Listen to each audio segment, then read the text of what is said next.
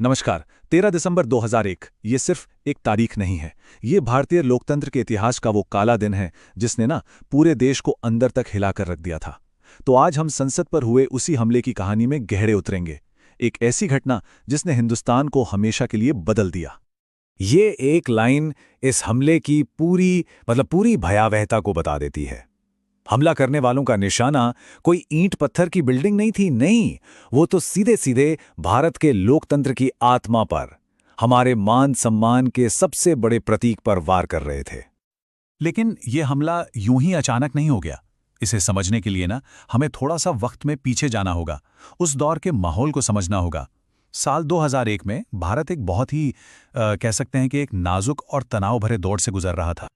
तो जरा सोचिए, एक तरफ भारत पाकिस्तान के रिश्ते, वो एकदम तनाव के चरम पर थे। दूसरी तरफ कश्मीर घाटी में आतंकी गतिविधियां लगातार बढ़ रही थीं, और इन सब के बीच दिल्ली में संसद का विंटर सेशन चल रहा था। मतलब देश के सारे बड़े नेता एक ही छत के नीचे मौजूद थे। तो इन सब वजहों ने मिलकर संसद को उन ताकतों के लिए एक बहुत ही बड़ा और आसान निशाना बना दिया था जो भारत में अस्थिरता फैलाना चाहते थे। तो अब सीधा चलते हैं उस दिन पर, 13 दिसंबर, और बात करते हैं उन 45 मिनटों की। वो 45 मिनट जिन्होंने हिंदुस्तान का इतिहास हमेशा हमेशा के लिए बदल दिया। चलिए देखते हैं कि उस दिन असल में हुआ क्या था। एक एक मिनट का हिसाब। वक्त था सुबह के लगभग 11:30 बजे। एक सफेद एम्बेसडर कार जिस पर एक नकली सरकारी स्टिकर चिपका था, वो संसद के गेट नंबर 12 की तरफ बढ़ती है, और अगले ही मिनट उस गाड़ी से 5 आतंकवादी बाहर निकलते हैं जो भारी हथियारों से लैस थे। और इससे पहले कि कोई कुछ समझ पाता, उन्होंने अंधाधुंध गोलियां चलानी शुरू कर दी। चारों तरफ बस अफरा तफरी और दहशत का माहौल था। सब कुछ इतनी तेजी से हुआ कि किसी को संभलने का जरा भी मौका नहीं मिला। लेकिन उनका मकसद क्या था? उनका इरादा इतना खौफनाक था कि सोचकर भी रूह कांप जाए। उनका सिर्फ एक ही टारगेट था, किसी भी तरह संसद के मेन बिल्डिंग में घुसना और देश के पूरे टॉप लीडरशिप को खत्म कर देना। उस वक्त लालकृष्ण आडवाणी जी, सोनिया गांधी जी, सब बड़े नेता अंदर ही थे।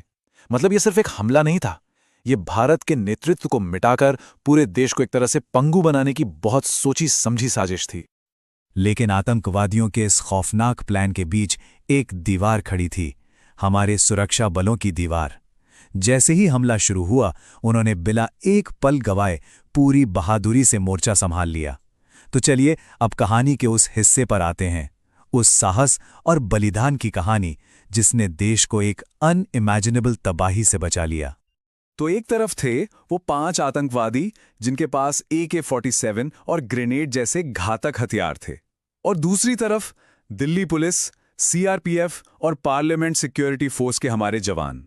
उस शुरुआती दहशत के बाद एक जबरदस्त जवाबी कार्रवाई शुरू हुई। इन सभी फोर्सेस ने एक साथ मिलकर मोर्चा संभाला और आतंकवादियों को वहीं रोक दिया जहां वो थे। पूरा का पूरा संसद परिसर गोलियों और धमाकों की आवाज से गूंज उठा। ये मुठभेड़, ये लड़ाई करीब 45 मिनट तक चली, और जब आखिरकार गोलियों की आवाज थमी और धुआं छटा, तो जो तस्वीर सामने आई वो दिल दहला देने वाली थी। हाँ, 5 आतंकवादी मारे गए थे, लेकिन इसकी एक बहुत भारी कीमत चुकानी पड़ी थी। भारत ने अपने 9 बहादुर सुरक्षा कर्मियों और एक माली को इस हमले में खो दिया था।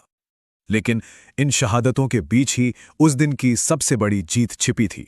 अपनी जान की परवाह ना करते हुए हमारे सुरक्षा बलों ने वो कर दिखाया जो उस वक्त सबसे जरूरी था। उन्होंने एक ऐसी दीवार बना दी जिसे आतंकवादी तोड़ नहीं पाए। एक भी हमलावर संसद की मेन बिल्डिंग के अंदर कदम नहीं रख पाया, और इसी वजह से भारत का पूरा राजनीतिक नेतृत्व उस दिन सुरक्षित बच गया।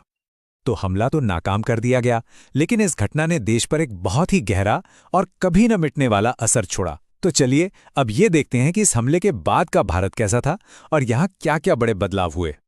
हमले के फौरन बाद जब जांच शुरू हुई, तो इसमें लश्कर-ए-तैयबा और जैश-ए-मोहम्मद जैसे आतंकी गुटों का हाथ होने की बात सामने आई। इसके बाद जो हुआ वो बहुत बड़ा था। भारत ने पाकिस्तान पर सीधा इन आतंकी समूहों को पनाह देने का आरोप लगाया और अपने सरहद पर लाखों की तादाद में सैनिक तैनात कर दिए। हालात इतने बिगड़ गए थे कि दोनों देश लगभग जंग के मुहाने पर आकर खड़े हो गए थे, और इसी सैन्य जमावड़े को नाम दिया गया ऑपरेशन पराक्रम। ये करीब 10 महीने तक चला और इसे भारतीय सैन्य इतिहास के सबसे बड़े मिलिट्री मोबिलाइजेशन में से एक माना जाता है। मकसद एकदम साफ था, पाकिस्तान पर जबरदस्त कूटनीतिक और सैन्य दबाव बनाना ताकि वो अपनी जमीन पर पल रहे आतंकवाद के खिलाफ कोई ठोस कार्रवाई करें। ये हमला एक तरह से भारत के पूरे सुरक्षा तंत्र के लिए एक जबरदस्त वेकअप कॉल था। इसने उन सारी कमियों को सामने ला दिया जिन्हें अब और नजरअंदाज नहीं किया जा सकता था। और इसके बाद जो बदलाव हुए वो बहुत बड़े और स्थायी थे। संसद की सुरक्षा को पूरी तरह से बदल दिया गया, उसे अभेद्य बनाया गया। और सिर्फ वही नहीं, आतंकवाद से निपटने की भारत की पूरी सोच और रणनीति ही बदल गई। हमले के बाद जाहिर है न्याय की प्रक्रिया भी शुरू हुई। कई गिरफ्तारियां हुईं और एक बहुत लंबी कानूनी लड़ाई चली।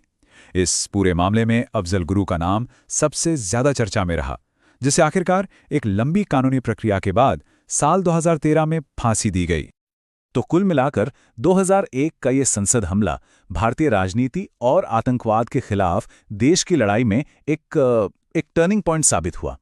इस एक हमले ने हम सबको, पूरे देश को, हमारे लोकतांत्रिक संस्थानों की कीमत और उनकी हिफाजत करने की अहमियत को और भी मजबूती से याद दिलाया।